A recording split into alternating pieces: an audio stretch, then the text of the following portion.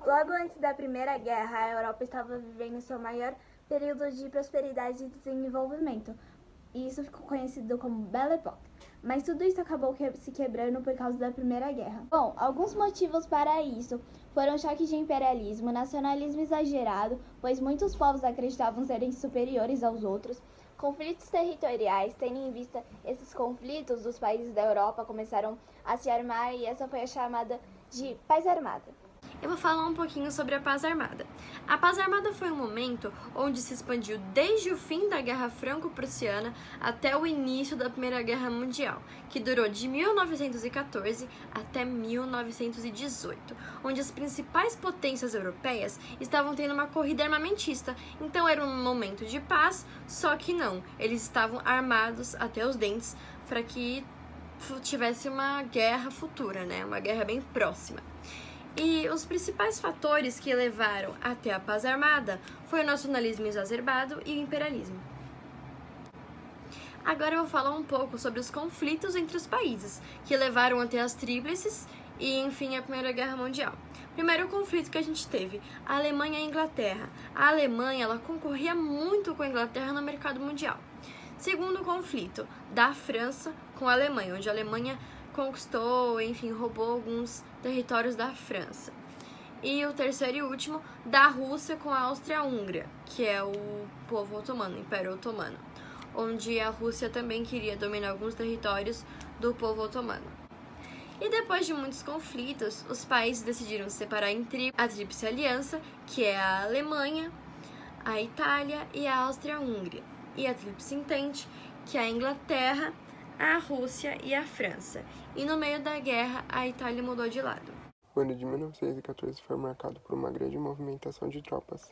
Os franceses deslocaram grande parte do seu exército para a região leste para tentar formar uma linha de defesa contra as potências centrais. Uma delas, especificamente, é a Alemanha. Durante 1915 e 1916, ocorreu a Guerra de Trincheiras. Com essa guerra, houve vários mortos. E com isso também não tinha como ter mobilidade das tropas. Houve baixa de ambos lados. Nesse período, ocorreu uma segunda corrida armamentista, quando longe do fronte, as nações beligerantes decidiram aumentar a produção de arma para se tivesse mais conflitos. Mas como não teve, nenhuma das nações tomou parte disso. Em 1917, aconteceram dois fatores muito importantes para a Primeira Guerra. O primeiro foi a saída da Rússia. Lembrando que nesse período estava acontecendo a Revolução Russa, que foi uma Rússia mais socialista. O país estava passando por grandes transformações e deu grande impacto no governo. E também a população já estava preocupada com a presença da Rússia na guerra devido a muitas derrotas. Então, isso foi um dos fatores que motivaram a Rússia a sair. Também teve o segundo fator, que foi o tratado que a Rússia fez com a Alemanha, que foi o tratado de paz entre essas potências, e depois disso a Rússia cedeu terras para a Alemanha e saiu da guerra. Então, em 1918, a reação que conduziu a guerra ao fim se deu de forma generalizada. Os alemães, apesar deles estarem em vantagens, eles estavam totalmente desgastados, sua economia já estava quebrada e a entrada dos Estados Unidos como grande potência militar, que já não estava muito abalada com o conflito, foi fundamental para sua derrota.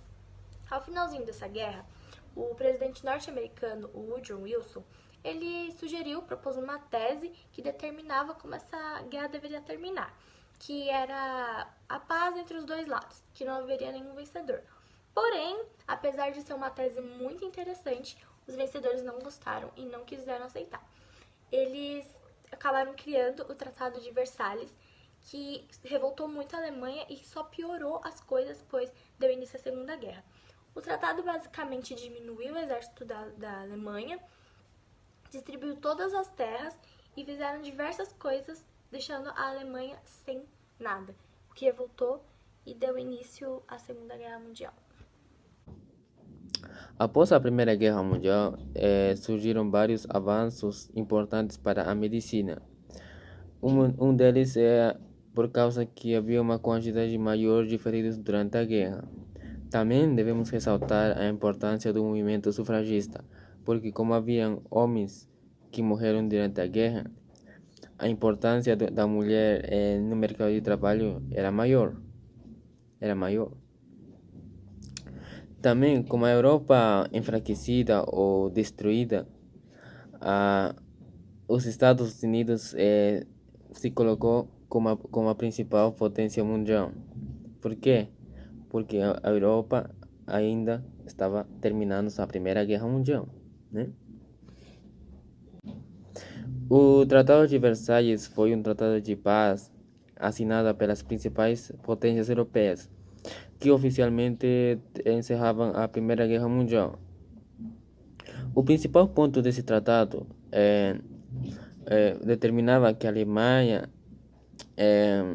aceitasse a responsabilidade total por iniciar a guerra e que fizesse uma restaurações em relação ao número de nações da Tríplice Entente. Os termos impostos à Alemanha incluíam a perda de seu território para algumas nações fronteiriças. Quais partes do seu território? Maiormente foram da Oceania, África do Sul e alguns territórios que ficavam na Europa. Tá? E outro termo foi a indenização por causar prejuízos durante a guerra. Pré-revolucionária. Na Rússia, diante da Primeira Guerra Mundial, o país era uma monarquia comandada por um rei chamado Tsar, o qual tinha plenos poderes para governar. O governo atrelou a economia nacional aos moldes do feudalismo, o que consequentemente não gerava as condições necessárias para o estabelecimento e manutenção de um parque industrial desenvolvido. Mesmo buscando desenvolvimento econômico, os czares russos não conseguiam conduzir essas mudanças. A agricultura sofreu variações responsáveis pelo empobrecimento e carestia dos alimentos para a população, enquanto os operários sofriam com a baixa qualidade de vida e pequeno salário. Devido às pressões, em 1916, Tsar Nicolau II transformou o czarismo em uma monarquia constitucional. Criou um parlamento onde os representantes discutiam os problemas da nação. No entanto, o governo não aceitou a diminuição dos poderes, ameaçando a existência desse parlamento. Partido Operacional Socialista Democrata Russo. Fundado em 1898, foi um partido revolucionário de orientação marxista que conseguiu integrar os seus quadros. Vários líderes operários pertencentes à Associação do Clube dos Trabalhadores Urbanos, a criação do POSDR, está associada à significativa expansão da industrialização e das ondas de agitação operárias que atingiram a Rússia czarista no final do século XIX. Líderes do posto reforçaram-se para convencer os demais correntes políticos revolucionários atuantes na Rússia de que o capitalismo industrial tinha atingido a fase de que predispunha a classe operária e a desempenhar o fato que lhe fora atribuído pela teoria marxista de agentes revolucionários, cujo objetivo era a construção de uma nova ordem social, o socialismo. Os bolcheviques defendiam uma mudança radical para o povo. Defendiam até uma revolução socialista armada, caso fosse necessário. Já os mencheviques eram mais moderados, permitindo primeiro a democracia e um plano de desenvolvimento capitalista, para só depois implementar o socialismo. Agora, falando do Domingo Sangrento, foi um massacre que matou mais de 1.000 pessoas e cerca de 5.000 ficaram feridas. Ocorreu no dia 9 de outubro de 1905. Liderados pelo sacerdote George Gapon, os manifestantes pretendiam entregar ao czar Nicolau II uma série de petições. Nessas tais, Gapon solicitava uma redução na carga horária de 8 horas, uma liberdade de reunião e uma eleição para uma Assembleia Nacional. A manifestação era pacífica. Eles não estavam armados, cantavam hinos religiosos e possuíam consigo ícones de santos. Porém, a Guarda Nacional não deixou eles chegarem perto do Palácio de Inverno e abriram fogo. Após essa bruta repressão, os protestos contra a autocracia aumentaram, dando início à Revolução Russa. Eu vou falar sobre o Manifesto de Outubro. Bom, o Manifesto de Outubro ocorreu por causa do Domingo Sangrento. E o que foi o Domingo Sangrento? O Domingo Sangrento foi a revolta que os russos japoneses tiveram contra o governo, porque eles não estavam concordando com as ideias que o governo tinha. Então, eles se reuniram e foram fazer uma marcha na Praça do Palácio. E aí, o governo mandou tropas para lá também. E aí, as tropas começaram a abrir fogo com os manifestantes, acontecendo várias mortes e muitos feridos. E com isso, o imperador teve que se manifestar, e aí ele se manifestou com uma greve geral que aconteceu em setembro e outubro, e toda a rede ferroviária ficou parada. E aí os conselheiros do imperador Nicolau, eles estavam muito preocupados com ele perder o trono. Então, em 30 de outubro de 1905, contra a vontade do imperador, ele lançou o Manifesto de Outubro.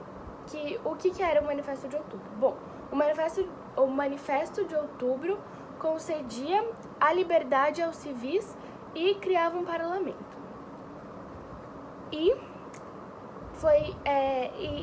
Esse foi o Manifesto de Outubro. O comunismo de guerra foi uma estratégia adotada por Lenin durante a Guerra Civil da Rússia, que consistia em pegar todos os recursos e direcionar para fins de guerra. A produção agrícola era confiscada para a alimentação dos soldados que estavam batalhando. Outros recursos também eram muito explorados e confiscados para esses fins militares.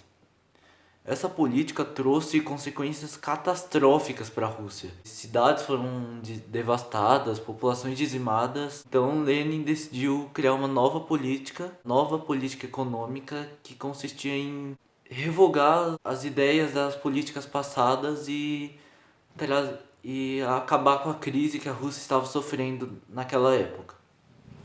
Por exemplo, eles acabaram com a estatização das empresas e racionamento de comida da população. Isso acabou e passou a ser um sistema um pouco mais capitalista, digamos assim, que de acordo com Lenin era um passo atrás para avançar. Era um recuo estratégico.